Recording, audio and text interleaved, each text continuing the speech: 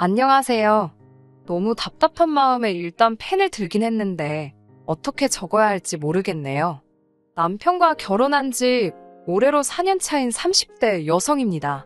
남편과는 20대 초반에 만나 연애만 10년 가까이 했으니 같이 지낸 횟수로 따지면 벌써 14년이네요. 연애를 10년씩이나 했던 건 남편이나 저나 사는 게 녹록지 못했기 때문입니다. 제 이야기를 먼저 해보자면 저를 세상에 존재하게 해주신 아버지께서는 제가 어렸을 때 병으로 돌아가셨어요. 이후로 어머니와 단둘이 살았는데 어머니께서 고생을 많이 하셨지요. 그래서 어머니께서 새아버지와 재혼을 하신다 했을 때 싫다고 할 수가 없었습니다. 새아버지는 어머니께는 좋으신 분이셨던 것 같아요. 재혼 후 어머니께서 웃으시는 날이 많아졌으니까요. 하지만 새아버지께선 저에게 곁을 내주지 않으셨고 어머니는 그걸 눈치채지 못하셨던 것 같습니다. 10대에 제가 할 수 있는 거라곤 그저 새아버지 눈밖에 나지 않도록 있는 듯 없는 듯 조용히 지내는 것 뿐이었네요. 지금도 마음의 상처로 남은 일 중 하나는 제가 고등학교 3학년이 되었을 때 있었던 일입니다. 제 대학교 진학 상담을 위해 어머니께서 학교에 왔다 가신 날이었지요. 학교를 마치고 집에 오니 어머니께서 저더러 이야기를 좀 하자고 하시더라고요. 그러더니 저더러 대학은 가지 말라셨습니다. 제가 대학에 가겠다고 고집을 부린다면 새아버지가 안 된다고 할 사람은 아니라고 하시면서도 당신 입장을 생각해달라며 어머니께서 덧붙이시기를 제가 사람이면 염치가 있을 거 아니냐 그러셨지요. 그런 어머니에게 제가 기대할 수 있는 게 뭐가 있었겠어요? 결국 저는 고등학교를 졸업한 뒤 집에서 나와 지방에 있는 공장에 취직을 했습니다. 기숙사도 제공이 된다 하여 묻지도 따지지도 않고 갔어요. 그리고 그곳에서 남편을 만났습니다. 남편 역시 저 못지않게 힘든 시절을 견뎌왔더라고요. 하루는 같이 일하는 사람들끼리 술이나 한잔 하자며 근처 호프집을 갔는데 저만큼이나 어린 사람이 있더라고요. 남편이었어요. 남편이 저더러 먼저 어디서 왔냐, 일하는 건 어떠냐며 질문을 쏟아내더라고요. 그러더니 저는 묻지도 않았는데 자기 얘기를 해대기 시작했습니다. 이 사람도 어지간히 말할 상대가 그리웠나 보다 싶어서 그 심정을 모르는 바도 아니었으니 들어줬는데 참 불쌍하더라고요. 이제 저도 겪어봐서 알지만 저희 아버님은 돈 버는 데는 관심이 전혀 없으십니다. 평생을 그렇게 되는 대로 벌어서 되는 대로 쓰시며 사셨다고요. 그렇다 보니 어머님께선 아버님이 아닌 아들에게 크게 의지를 하셨던 모양이에요. 남편이 대학 합격 소식을 전한 날도 축하한단 말은커녕 너가 서울 가고 나면 나는 여기서 네 동생하고 어떻게 사냐 그러시더랍니다. 그리고는 어찌나 서럽게 우시던지 차마 학교 간다 소리를 두 번은 입에 담을 수 없었다고요. 그러다 이 공장에 오게 되었다며 그래도 여기가 서울보다는 자기 고향에서 가깝기도 하고 어쨌든 돈을 쓰는 데가 아니라 버는 데라 그런지 어머님께서 별소리 안 하고 보내주셨다고 웃으며 이야기를 하는데 그 속이 말이 아니겠다 싶대요. 서로가 아무래도 어려운 환경에서 자랐다는 아픔이 있어서인지 말도 잘 통하고 같이 있으면 편안함까지 느껴졌어요. 하지만 얼마 지나지 않아서 남편은 군대에 갔습니다. 사귀는 사이는 아니었지만 남편은 휴가만 나왔다 하면 저에게 연락을 해왔고 어느 순간 보니 제가 면회를 가고 있더라고요. 그렇게 저희는 누가 먼저 사귀자 할 것 없이 연인 사이가 되었고 이후로 10년이란 세월을 함께 하게 되었습니다. 남편이 전역했을 때 저는 공장에서 작은 무역회사로 이직을 한 상황이었어요. 남편 역시 공장으로 돌아가는 대신 군대 선임의 사업을 도우며 배우기 시작했고요. 그렇게 1년하고도 얼마간의 시간이 흐른 어느 날 남편이 이제 자기도 남의 밑에서 일할 게 아니라 자기 사업을 차려야겠답니다. 다보는 있냐고 조심스레 물으니 시댁에 생활비를 보내는 와중에도 꾸준히 모아왔다며 3천이나 가지고 있더라니까요. 문제는 3천만 원은 분명히 적은 돈은 아니었지만 사업을 하기에는 한참 부족했다는 겁니다. 사업을 시작한 지 얼마 되지 않아 남편도 저도 그 사실을 깨달았고 특히 남편은 어떻게든 돈을 좀 융통해보려고 밤낮으로 뛰어다녔지요. 고생하는 모습을 보고만 있을 수가 없어서 내가 좀 빌려줄 거냐고 몇 번을 물었지만 그럴 때마다 남편은 거절을 했습니다. 자존심이 상한다며 사랑하는 여자 돈까지 가져다 쓸 수는 없다면서 말이에요.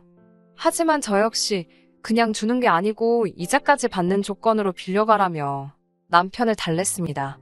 그리고 다행히 남편의 사업은 조금씩 안정되기 시작했고 시작한 지 2년이 지나가면서는 그럴듯한 성과까지 내기 시작했네요. 사업이 중박을 치기 시작한 이후로는 저 역시 다니던 회사에서 나와 남편의 사업을 돕기 시작했습니다. 남편의 사업이 무엇인지 여기서 밝힐 수는 없지만 저희는 중국과 일본에도 수출을 하기 시작했는데 이 무렵에는 제가 무역회사에서 일한 경험이 많은 도움이 되었지요. 이후로 사업은 점점 승승장구하여 남편은 남편대로 저는 저대로 집도 하나씩 갖게 되었습니다. 참고로 여기는 지방이라 서울만큼 집값이 비싸지 않아요. 아무튼 소위 집주인이 되고 나니까 남편도 저도 비로소 숨통이 트이는 것 같았습니다. 그리고는 본격적으로 결혼 준비를 시작했네요. 하지만 저는 예상치 못한 일을 겪게 되었습니다.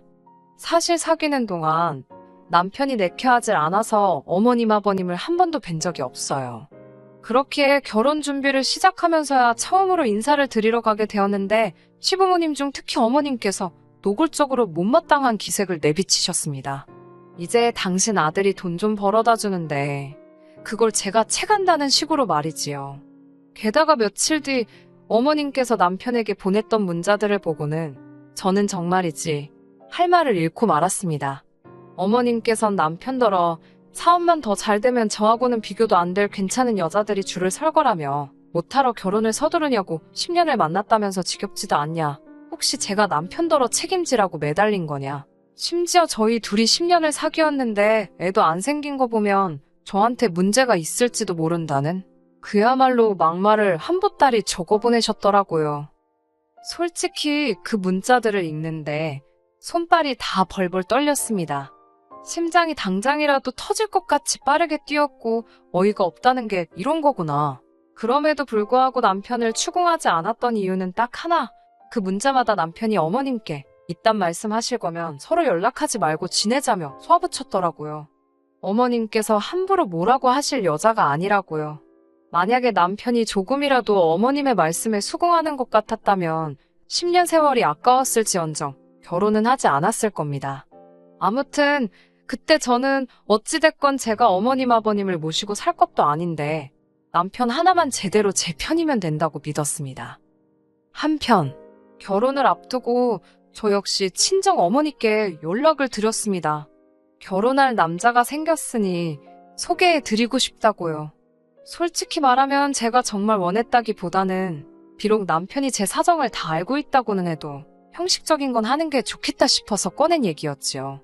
아니나 다를까 친정어머니께서는 저희가 집으로 가는 건 곤란해하셨기에 밖에서 만나게 되었습니다.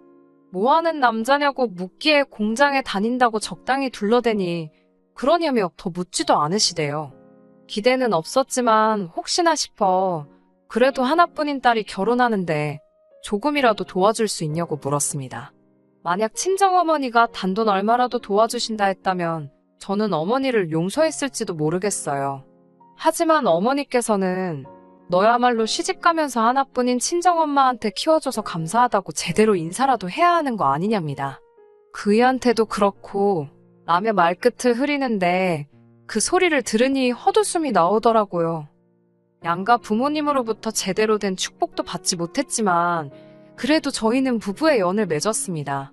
그리고 저희는 계획과 달리 제 명의의 집에서 살림을 차리게 되었어요.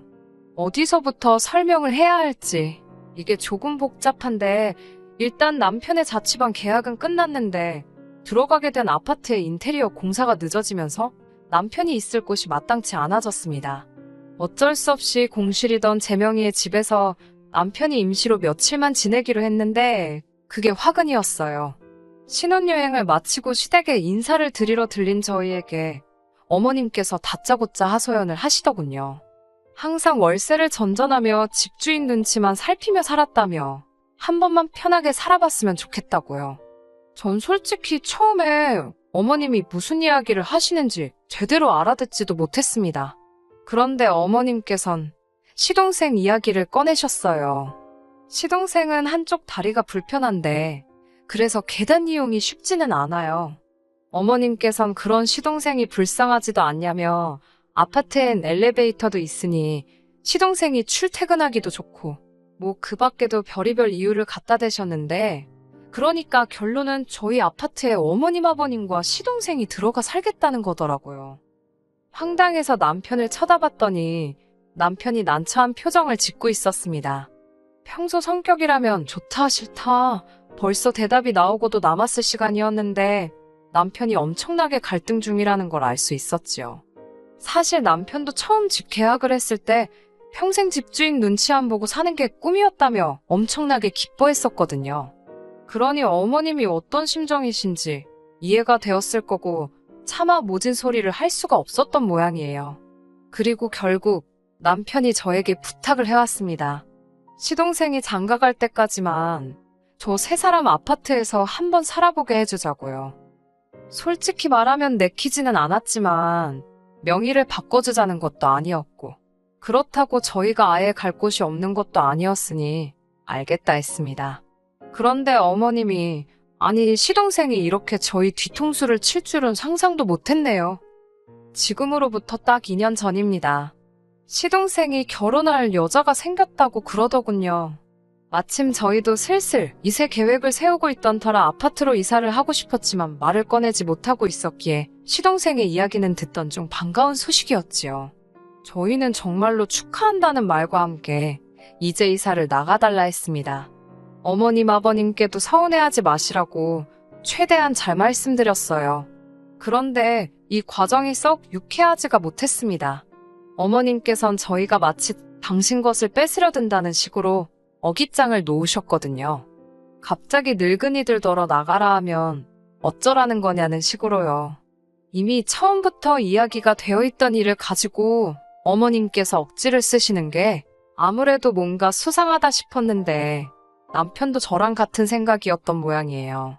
결국 어머님께 이게 다 무슨 상황이냐고 따져 물었고 충격적인 이야기를 듣게 되었습니다. 시동생 결혼 자금으로 돈을 모으고 계시다 했는데 그 돈을 아버님과 함께 경마장에 다니시며 온데간데 없이 다 써버리셨답니다.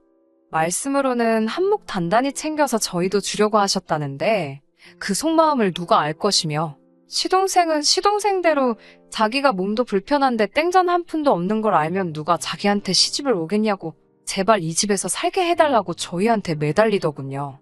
전세 보증금이라도 얼마 모으면 나가겠다고요. 어쩔 도리가 없었지요. 저도 저 나름대로 임신한다고 바로 큰 집이 필요한 것도 아니니까 라고 스스로를 달랬습니다. 그리고 얼마 지나지 않아 시동생은 결혼을 했습니다. 동서는 제가 많이 겪어보질 않아서 어떤 사람이라고 말하기는 어렵습니다만 자기 할 말은 똑부러지게 하는 스타일 같더라고요. 아무튼 제 남편의 집에서 시부모님과 시동생 내외가 함께 살게 되었는데 솔직히 제 입장에서는 기분이 썩 좋지는 않았지요. 저희가 신혼살림을 차리려고 인테리어까지 싹 다 해놨던 집인데 하루도 못 살아봤으니 아쉽기도 했고 아무튼 동서로부터 이따금씩 전화가 왔는데 내용의 대부분은 시부모님과 함께 사는 게 힘들다는 거였습니다. 두 분 성격이야. 특히나 어머님의 성격이야. 저도 어느 정도 겪은 바가 있으니 동서가 속상해하는 게 남의 일만 같지는 않더라고요. 그럴 때마다 같은 며느리의 입장이자 언니의 마음으로 많이는 아니어도 얼마씩 보내줬습니다. 나가서 기분이라도 좀 풀라고요. 그리고 지난달 다시 한번 동서에게 전화가 왔습니다. 이번에도 비슷한 이야기겠거니 하고 받았는데 전에 없이 목소리에 날이 서 있더라고요. 무슨 일이냐고 물으니 이유는 알 것 없다며 저나 자기나 똑같은 며느리인데 왜 자기만 이렇게 시부모님을 모시고 살아야 되냐며 따지고 들더라고요. 하물며 자기는 맏며느리도 아닌데 왜 자기가 맏며느리 노릇을 하고 있는 거냐고요. 황당하고 어이가 없어서 제가 동서에게 내가 한 달에 어머님께 생활비 100만 원씩 드리고 있는데 동서가 무슨 맞이 노릇을 하냐고 물었습니다. 그러자 그래도 집에서 같이 살면서 직접적으로 수발드는 건 자기라네요. 저는 돈만 보내는 거 아니냐며 그건 성의가 하나도 없다고 이제 저더러 시부모님을 모시고 가라 했습니다. 자기도 좀 신혼집에서 신혼답게 살아봐야겠다나요. 뭔가 쎄한 느낌이 들더군요. 혹시나 싶어 제가 동서에게 지금 무슨 소리를 하는 거냐고. 그 집은 내 남편 명의의 집이고 지금 시부모님과 동서네가 내 남편 집에 공짜로 들어와 살고 있는 거라 알려줬습니다. 그러자 동서가 그게 다 무슨 소리냐며 시동생이 지금 사는 아파트가 시동생 거라고 했다네요. 그래서 자기가 혼수도 다 해오고 예단으로 어머님께 3천이나 드렸다면서 제가 뭔가 잘못 알고 있는 거랍니다. 어이가 없었지만 혹시나 싶어서 남편에게 전화를 걸었어요. 남편에게 혹시 나랑 상의 없이 아파트 명의를 시동생한테 돌렸냐니까 오히려 저더러 미쳤냐고 묻더라고요. 저는 남편에게 방금 동서가 했던 이야기를 그대로 전했습니다. 그러자 남편이 혼잣말처럼 쌍욕을 내뱉더니 지금 시댁으로 오라더군요. 자기도 그쪽으로 간다면서요. 그렇게 시댁에 도착하니 그 집도 이미 난리가 났더라고요. 벌써 동서가 시동생에게 따지고 들었던 거겠지요. 시동생은 저희를 보자마자 무슨 말 같지도 않은 소리를 하면서 특히 저한테 왜 없는 소리를 하냐고 따지고 들더라고요. 아마 눈치껏 자기 말에 일단 호응해달라는 것 같았는데 이러다간 눈 뜨고 코 베이듯 집을 뺏기는 거 아닌가 싶어서 차마 그 장단을 맞춰줄 수가 없었습니다. 남편도 저와 같은 생각이었는지 시동생더러 뭐라고 거짓말을 치고 다녀서 이런 상황을 만드느냐며 화를 내더니 이 집은 내 집이고 사정이 이렇게 된 이상 안 되겠다며 집을 비워달라 하더라고요. 그러자 옆에 계시던 어머님께서 저희 남편더러 어떻게 그런 소리를 하느냐며 소리를 꽥 지르셨습니다. 동서는 동서대로 지금 자기 사기당한 거냐며 다들 짜고 자기를 속인 거 아니냐고 난리가 났고요. 순식간에 집안에서 서로 고성이 오갔고 개판도 그런 개판이 없었네요. 이튿날 어머님께서 저희 집에 찾아오셨습니다. 연락도 없이 오전 10시가 되어서야 오셨는데 아마 남편이 없을 만한 시간대를 골라 오신 것 같았어요. 어머님께선 제 손을 부여잡으시곤 이대로 네 시동생 이혼시킬 판이냐며 너희는 먹고 살만하지 않냐고 어차피 집도 두 채인데 이참에 안 하는 시동생을 줄하셨습니다. 그 오랜 세월 저희가 얼마나 고생해서 여기까지 왔는데 어떻게 그런 소리를 하시냐고 안 된다 하니까 그럼 너네가 고생했으니까 시동생도 고생을 시켜야 속이 시원하겠냐며 오히려 저를 무슨 고약한 사람처럼 몰아가시더군요. 도저히 말이 통하지 않아 남편이 있을 때 다시 오시라 했습니다. 그런데 그때 남편이 이게 다 무슨 말도 안 되는 소리냐며 부엌으로 들어왔어요. 알고 보니 핸드폰을 두고 출근해 가지러 집에 왔는데 현관문도 열려있고 어머님 목소리도 들려서 기척을 안 하고 있었다고요. 남편은 더할 이야기 없다며 어머님더러 일주일 안에 집을 구해 나가시라 했습니다. 아니면 시동생 내외라도 내보내시라고 안 그러면 그 집 팔아버리겠다고 엄포를 놓더라고요. 어머님께서는 그런 남편에게 네 마음대로 하라며 부모 동생도 못 알아보는 버러지 같은 놈이라고 욕을 퍼부으시곤 집을 나가셨습니다. 그리고 정말 일주일이 지났는데 시동생에게서 연락이 왔습니다. 문자 내용은 가관이었어요. 그까짓 집 한 채 내줬다고 자식 돌이 당한 게 아니라는 둥, 부모님 곁에서 있었던 건 형이 아니라 나라는 둥, 자기가 부모님을 잘 모셨으니 형하고 형수도 사업에만 집중할 수 있었던 거 아니냐며 이 집은 응당 시부모님과 자기가 받아야 할 몫이라대요. 그 문자를 받고 열받은 남편이 그 아파트를 정말로 부동산에 내놨습니다. 주변 매물보다 싸게 내놓았더니 내놓은 그날부터 문의가 쏟아졌고 집을 보러 간다는 사람들이 있었으니 자연히 시부모님도 상황이 어떻게 돌아가는지 알게 되셨지요. 그제서야 남편이 허풍이 아니었다는 걸 아셨는지 어머님께서 저더러 네 남편 좀 말려보라며 연락을 해오셨습니다. 저는 죄송하다고 저는 그저 남편이 하는 대로 따를 거라고 했어요. 이번엔 동서까지 나서서는 진짜 이 집 팔면 자기는 시동생이랑 이혼할 거라고 하길래 하고 싶은 대로 하라고 했습니다. 그리고 지난달 진짜로 아파트를 팔았습니다. 그제서야 시부모님께서도 정말 왜 이렇게까지 독하게 구냐면서 이제 당신들은 어디 가서 사느냐고 저희 집에 들어오면 안 되냐고 물으시더군요. 남편은 그런 어머님의 제안을 싫다는 한마디로 단칼에 거절하곤 자기는 지난 10몇 년이 넘는 세월 동안 자식돌이 충분히 한 것 같다며 이젠 그만두겠다 덧붙이대요. 옆에서 보고 있는 제가 다 민망하리만치 조금의 여지도 주지 않더라니까요. 그리고 현재 동서는 일단 본인 친정에 갔고 시부모님과 시동생은 조금 떨어진 동네에 있는 오래된 빌라에 들어갔습니다. 보아하니 시동생이 대출을 받은 것 같던데 자세히는 저도 모르겠네요. 관심을 안 가지려고 노력 중이거든요. 남편은 자기가 머리가 어떻게 되지 않는 한 더 이상 시부모님과 연락을 주고받으며 살 일은 없을 것 같다고 합니다.